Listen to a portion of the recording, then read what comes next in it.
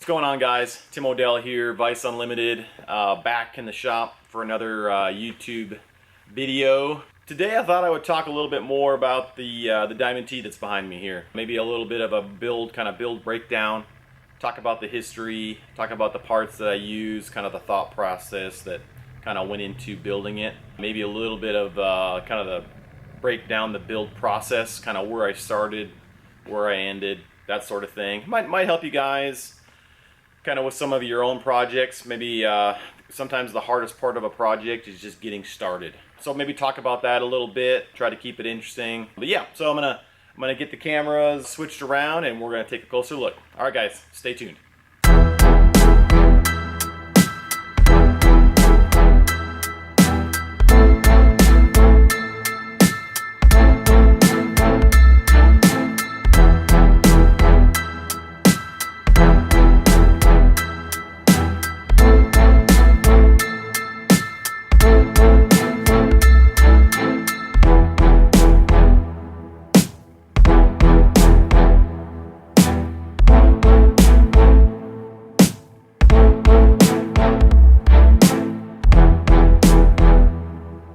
To do that, in my opinion, unless you're a whiz at SolidWorks or one of those programs, was to get a gigantic sheet of cardboard out and start drawing all your components on this big piece of cardboard, and basically you're drawing out pivot points. And from there, if you know what parts you're using, then you can draw them out, you can find all your pivot points, and then you can basically start arranging your parts where they need to be in order to get the geometry that you want. And so I still have around here somewhere my big piece of cardboard that I used to do that. So I had drawn the wheels and tires out. The Diamond T has Hummer portals, H1 Hummer portals. So I had a Hummer portal for mock-up, and so I drew that out on the cardboard and basically just just laid it all out. So you guys, you can get online, you can Google it. There's a ton of information these days on setting up independent front suspension, getting all your pivot points where they need to be. I'm not an expert at that. I mean, I know the basics. I know enough to know where things should be, and it's common sense. Once you start laying it out, it truly is common sense. It starts to make sense, But getting all your angles, so you don't have bump steer, so you have Ackerman, positive or negative, camber, caster, all those things goes into it. And then roll center and anti-dive and all that stuff. So you lay it all out on a piece of cardboard, all your components, pick up your pivot points, see where it's all lining up, if everything's happy. Once you have that figured out, now you have a plan. So now all you got to do is start basically cut and tube, or whatever material you're going to use. It's very helpful to have this all set up on a table, kind of like the Camaro behind me. It's really helpful to have a table set up, like a frame table or chassis table. That way you have a level, true foundation to start building off of. It also is just super handy because you can actually make mounts, weld to the table, actually temporarily weld your pieces to the table. And that's basically how you get started. It's also helpful to have a table because you can actually draw on the table. So you can get all your marks, your alignment marks, your whatever you want to do, you can do that on the table. That's the best way to do it. And you can do it on jack stands. I know there's a lot of fast race cars out there that were built on jack stands. So you can do it that way too, but ideally it'd be good to have a table. I've built chassis on a plywood table, so you don't have to get super crazy, but it is handy to have a metal table you can either bolt to or weld to. Anyway, so that's basically on the Diamond T where I started. I took cardboard, drew everything out, laid it all out. I wish I had, maybe I'll cut to a little B-roll of my cardboard if I still have it. I think I still have it, but anyway. So anyway, that's where I got started, doing that. Once I had a plan, then there's two main tube rails, basically. I don't know if it's enough light down here. I might have to reset up, but this bar and there's another bar. Those two bars were the beginnings of the Diamond T. So those bars give you your bottom pivot points for your lower control arm. I knew where those needed to be because I had a plan, and then from there I was able to kind of work up. And then I got my upper pivot points, and I knew where the front diff, so I did my two tubes here, kind of the bottom frame rails. Then I built the 9-inch housing for the differential, and then I mounted that because I knew where that needed to be because I had a cardboard template or drawing, and mounted that in space where it needed to go. And then from there, kind of just worked my way up. I knew where the pivot points for the rack and pinion needed to be, so I mounted the rack and pinion. And basically, you just basically work up from there. Sometimes when you're doing a project, you look at it and it's overwhelming. There's so many things you got to do, but it's really not. You gotta break these things down into each individual little operation, its own little project. So the first project was draw it out on cardboard. That was the first project that I did. The second project was bending up a couple frame rails. That was the second project. So that was its own little project. It wasn't building a Diamond T. It was I'm gonna bend 2 frame rails to get started, you know. And then from there, built the housing for the 9-inch differential. You know, that was its own little project. And so that's how I do it. These things aren't, you know, building a whole Diamond T. If you bite off, if that's your mindset, you'll never get it done. But if your mindset is I'm going to do this little project today, I'm not building the Diamond T. I'm just building a 9-inch housing for the Diamond T. Its own little project. You can see the light at the end of that little tunnel, and you can get that one done. And before you know it, you know, you're just biting off all these little projects that equal this Diamond T. All right, so we kind of talked about the beginnings of the plan. Now let's take a little closer look at the front end, and I'll kind of describe some of the parts that I used. Let's check it out. All right, try to give you guys a view here. So in the front end of this thing, kind of in the middle of everything, is a Ford 9-inch center section. Basically Ford 9-inch differential.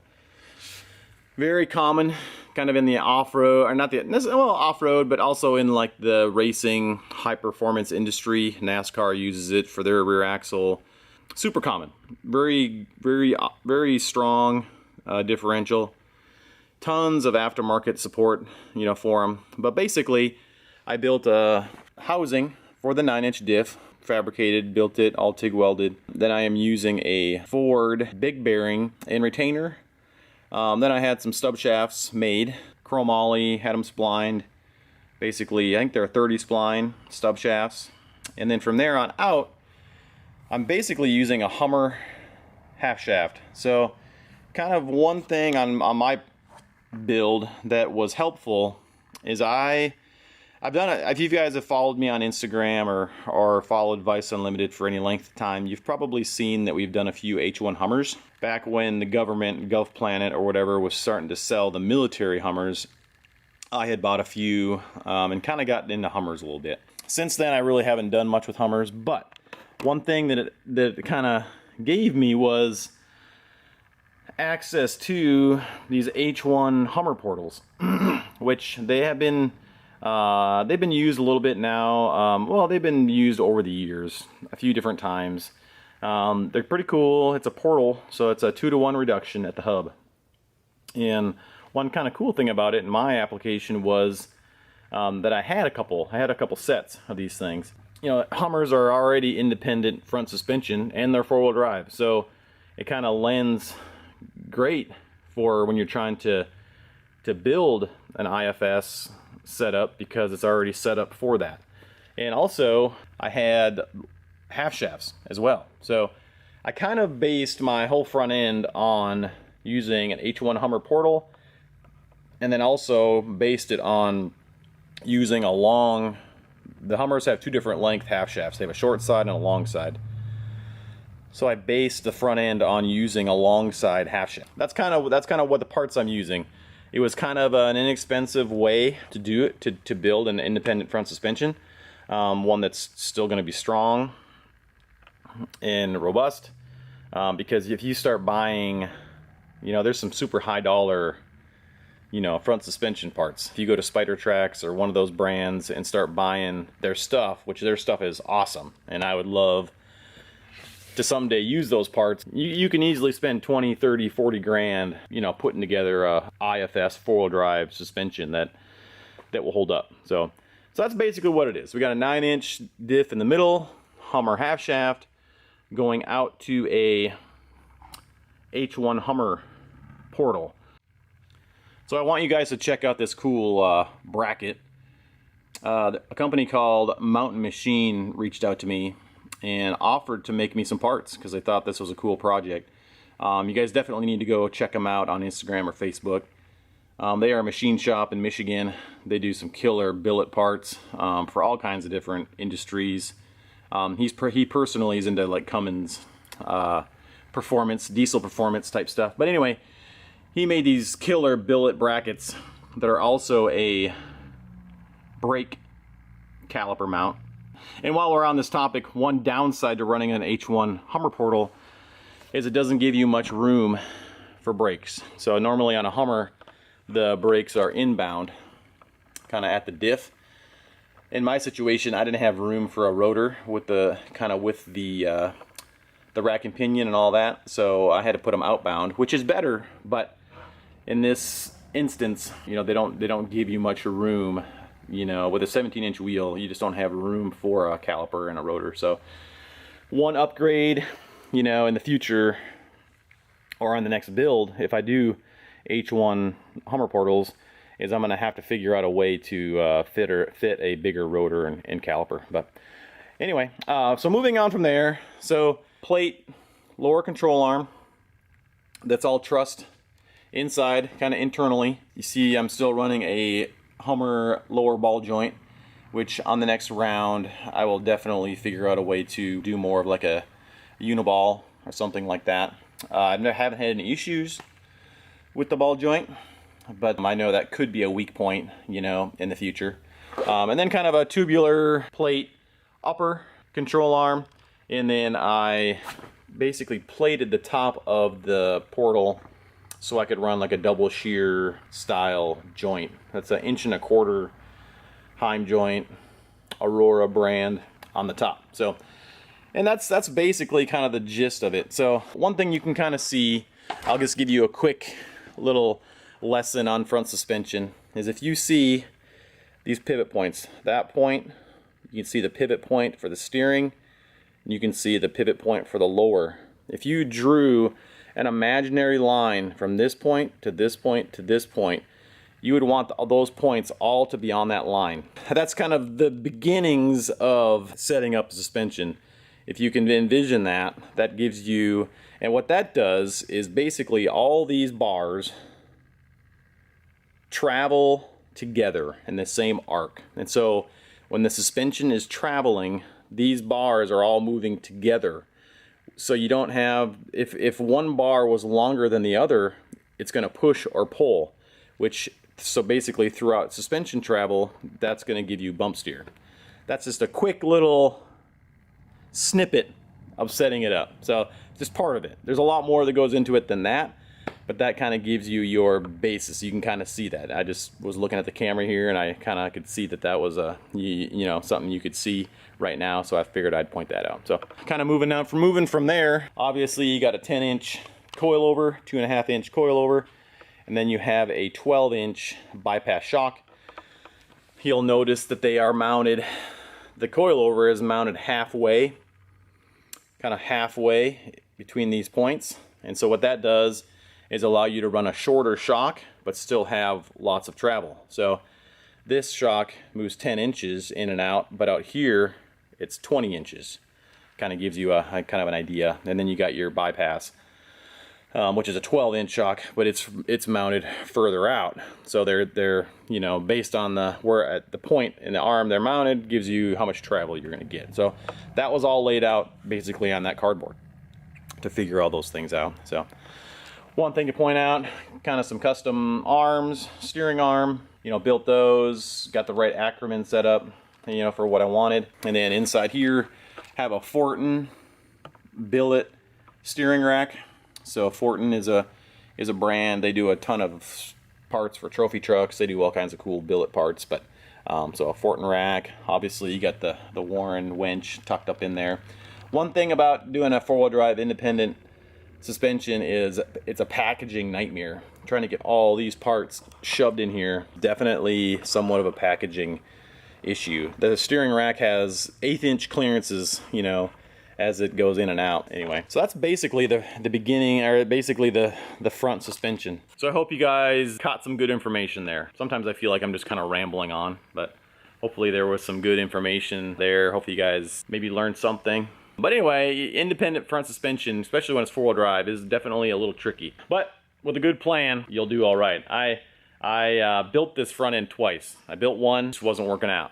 And I actually had it built. I had it welded up and parts cut and all that. And I ended up just cutting the front end off and starting again, just because it wasn't working out. And a lot of that was to do with packaging issues and trying to get brakes. I was trying to do inbound brakes, like I had, kind of like I described, kind of like the Hummers do, so I could run a bigger rotor and caliper, but it was a packaging nightmare trying to get the rack fit in front of it. But you know, you got to be okay with, if it's not working out, you got to be okay with cutting it out and redoing it. You'll be so happy and glad you did, you know, once it's all done. You know, it's one thing I've definitely learned kind of in my experience and journey doing this stuff is don't settle for okay or put a band-aid on it. You know, you got to be okay with cutting it out, starting over. You know, that's just part of the learning process, and you'll be so happy in the end. Anyway, so now let's kind of move back a little bit more in the truck,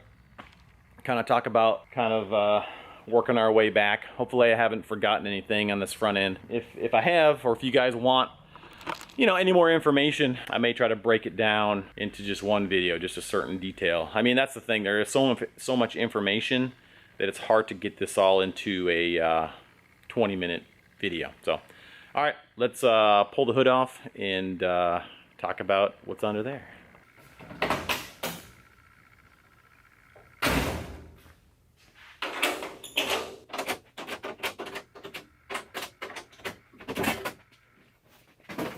All right, let's check it out. So under the hood, up front, is fuel cell.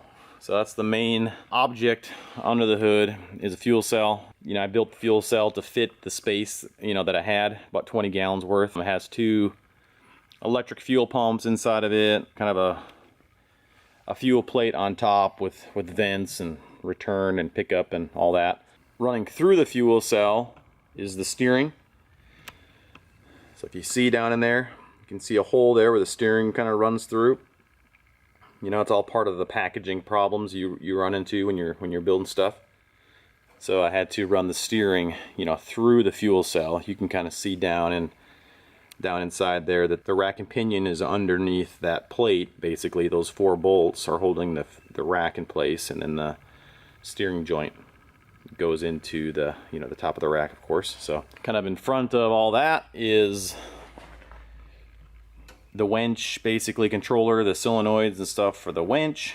And then this can here is a vent. So it's like basically a breather can, catch can for all the vents on everything. Like the vents on the portals, the vent for the differential in the front, also the vent for the transfer case runs up here, and they all get vented into this catch can. That way, in case of a rollover or something like that, oil gets caught in this can and not, you know, just running out on the ground. It's kind of a rule that Ultra 4 has, you know, for all their race cars, to have a catch can on everything, so you're not polluting the environment, which is cool. So then you can kind of see here, so on the Diamond T, on the cab itself, they're relatively small, and you can kind of see here this line.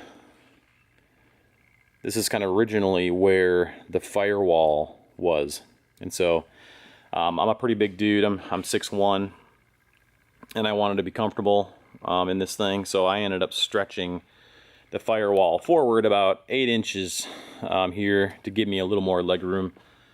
also kind of gave me some room just to put some more stuff, you know, like I said, packaging is always an issue. So a lot what's under here is all the electrical stuff, relays, fuses, the Holly computer, all that, the ride controller. So the device that makes this thing start with an iPad is called a ride controller.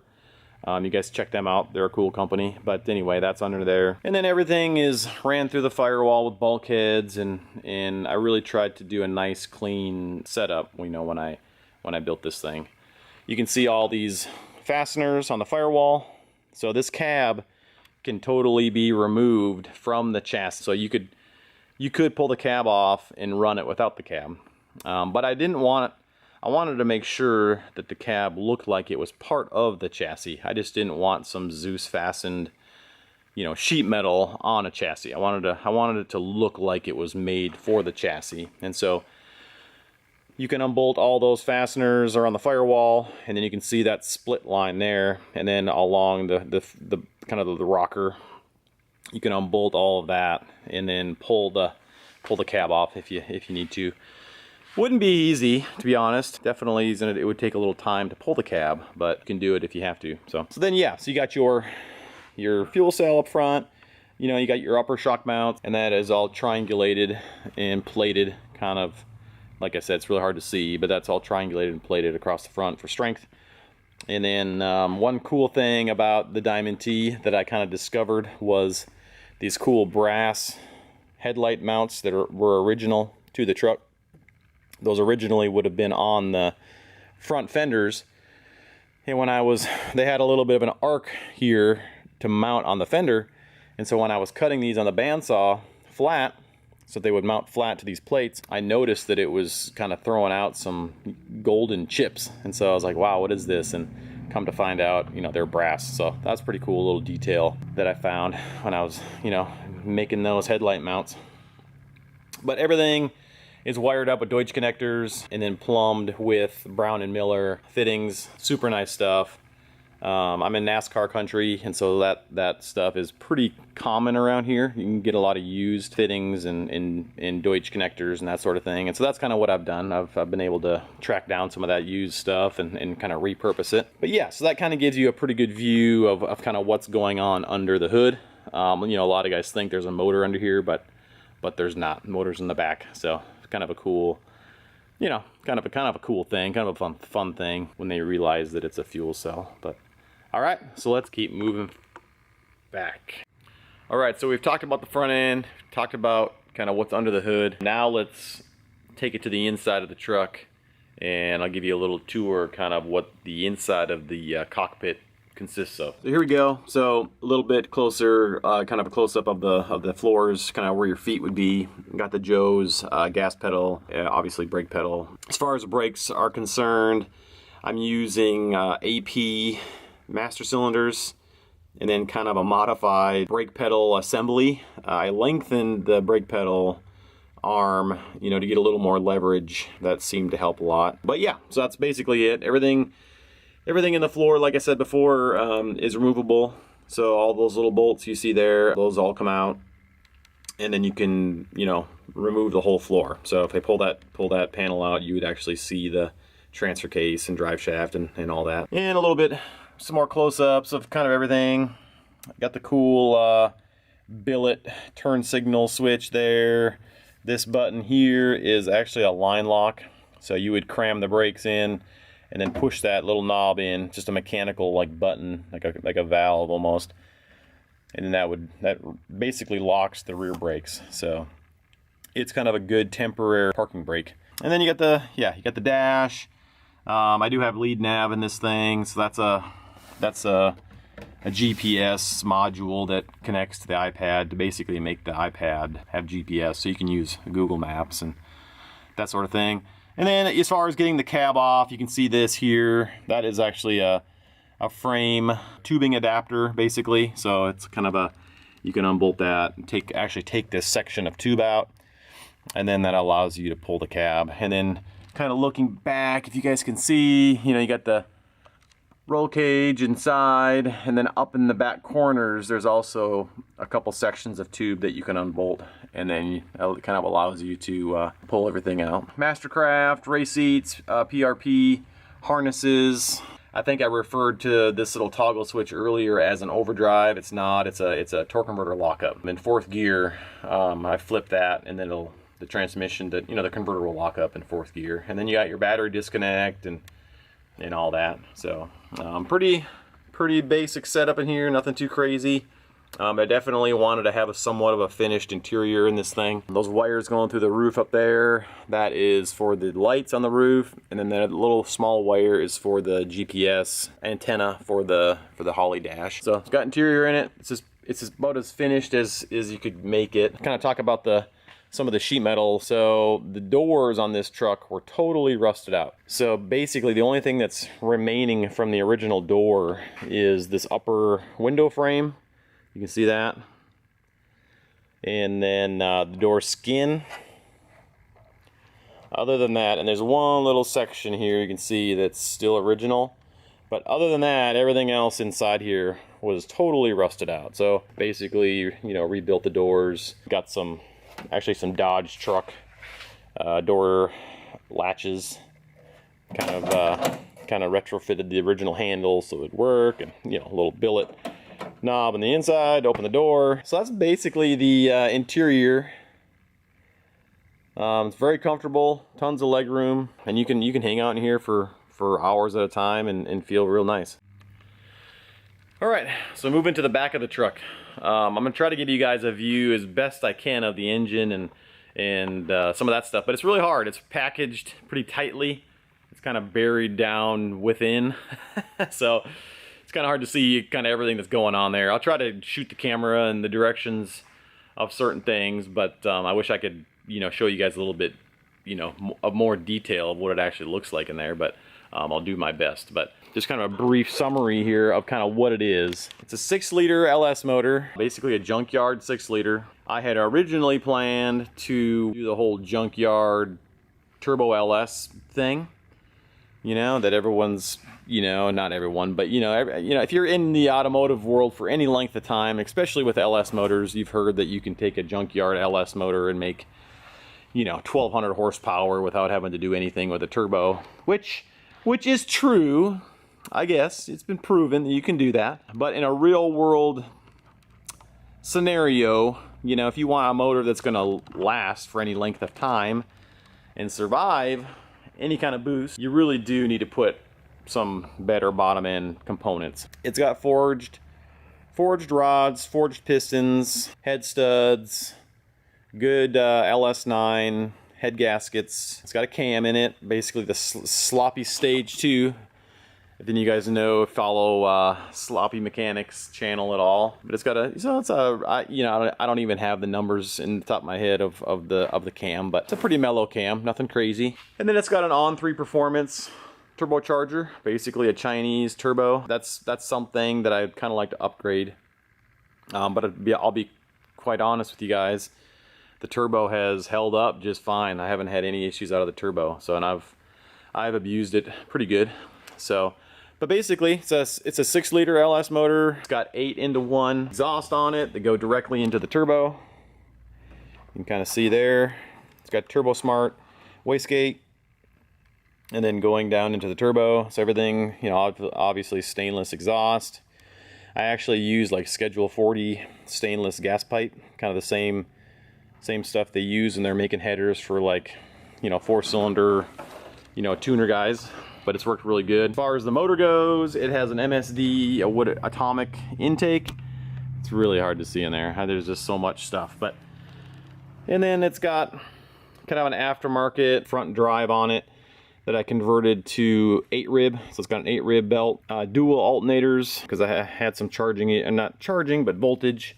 I've got 6 electric fans, 2 fuel pumps, I got a pump that does the water, air to water aftercooler. So I had a lot of current, or a lot of amp draw. So I ended up doing 2 alternators. Here, maybe you can see from this side. There you can see 1 alternator there, 1 on the far side. Actually, I had an AC compressor on that left side over there, and I removed it to put another alternator. But there you can kind of see the top of the motor. Turbo Smart blow-off valve. One kind of cool thing about this motor, it is dry sump. I was able to get some cool NASCAR parts here. So it's got a dry sump pump. It's a 4-stage pump. The return on the turbo actually goes directly back into the pump, which is pretty cool. And then it's got a big, like 5-gallon tank for the oil. And yeah, I mean that's basically the motor. Pretty short exhaust. Definitely has a unique sound, which I kind of like. Sounds pretty cool, especially when you start building boost. You guys need to check out some of the other videos that are out there of this thing running, so you can hear. It's got a Chinese air-to-water aftercooler that I'm not 100% happy about.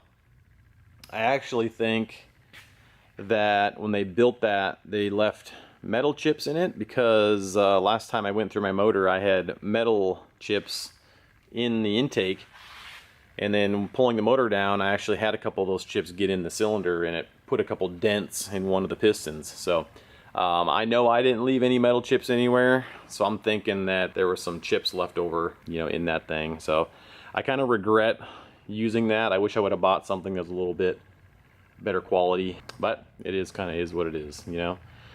So then behind all that is, maybe you'll be able to see under here, there's the radiator kind of stuck up underneath there. You know, packaging is always a dilemma, and if I had to do this over again, I probably would put the radiator up, like up high. It cools well, but when you're really getting in it hard, lots of RPM, lots of load, the temperatures will creep a little bit.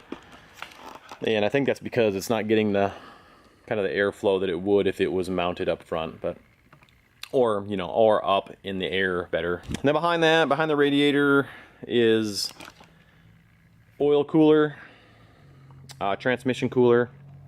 So I've got a couple big Fluidyne oil coolers basically, but that one's for engine oil, that one's for transmission. And then in front of those, one is for power steering, C-Trab coolers. One's power steering. You can kind of see it, kind of that fitting right there. The C-Trab cooler there. And then on this side is the water cooler for the air-to-water aftercooler. So every cooler has a Spall fan on it. They do really good. Do really well. Haven't had any issues out of the electric fans. And then coming around kind of down here, that's the water pump for the air to water. That's like a Cobra Mustang water pump. It's kind of what what a lot of guys are using, and it works well.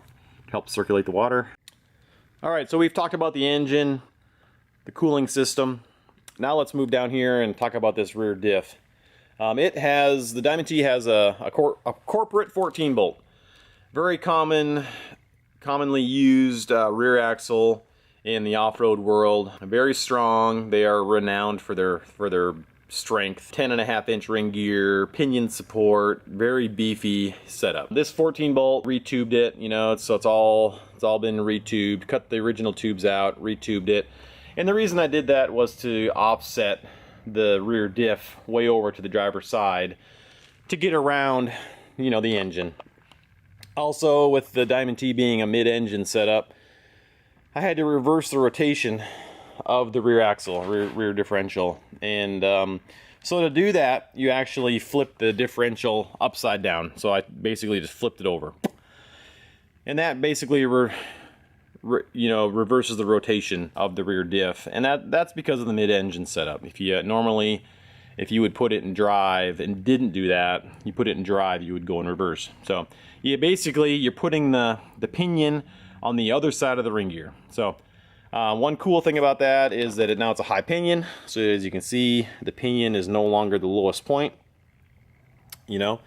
which is pretty nice for when you're out rock crawling or kind of running over a rough terrain. But one downside to that is you're running on the coast side of the ring gear, which can cause some problems. Also, you could possibly have some oiling problems. The housing has passageways in it that are meant for oiling, and so when you flip it upside down, those passageways are now at the bottom. And so I installed this pump. It's a it's a belt-driven gear oil pump, and so it pumps oil to the top of the pinion bearing to you know, alleviate those oiling problems that would be there, you know, by flipping things upside down. But that's the number1 question I get about the whole truck, is what that pump does and why it's there and that sort of thing. It's kind of something different. Not a lot of people, not a lot of guys are running a diff pump, so it's just a unusual thing to have bolted to your rear diff. But NASCAR has done it for years, and that's actually where that came from.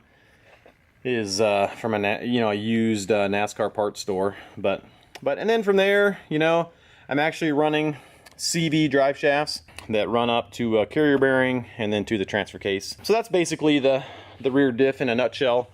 There's kind of a lot that went into that, you know, building that, and maybe on a later video we could kind of just get into that specific part and more in detail. And then running trailing arms, they're again kind of like the front control arms. The shocks are mounted midway in the arm, and so with a 14-inch coilover, you would normally only get 14 inches of travel, but since it's mounted midway, you're getting, you know, 30 inches or close to 30 inches of travel, being that it's mounted midway in the trailing arm. You know, I built all that stuff from scratch. And then yeah, so that's basically kind of what's going on here at the back of the Diamond T. So yeah, that's the Diamond T in a nutshell. A couple other things I didn't mention. You can see this jack right here. So that's a Pro Eagle off-road jack. I love that thing. I have a couple of them. That one stays on the back of the Diamond T. I have another one that we use here in the shop. Super handy tool to have. If anyone knows or has worked in any kind of shop where there's a lot of drop cords, welding cords, air hoses, air lines, you know that pulling a normal jack around, you're always constantly having to pick up your cables or pick up things to get past. The Pro Eagle jack, although it's meant for off-road and meant for being in the dirt, it's super handy in the shop because you can just run over stuff in the shop, hoses, cables, without damaging them. Another thing obviously you need to mention is the wheels and tires. Nitto trail grapplers have ran multiple sets of these, great tire. And then you've got the Hutchinson double beadlock wheels, super nice wheels. You guys need to check them out if you're looking for some beadlock wheels. All right guys, that's the Diamond T. Hope you liked it. Hopefully it wasn't too long-winded. I tried to keep it as entertaining as possible, but I'm excited to do some more videos with you guys. Hopefully pretty soon we'll get our hands dirty. I own a very old house, and so we've been trying to get this old house done, so I've been doing a ton of landscaping. So that's what's basically been taking up all my free time. But soon we will be getting back in the shop, building some stuff. So that's the Diamond T, and I hope you guys liked it, and catch you on the next one. Peace out.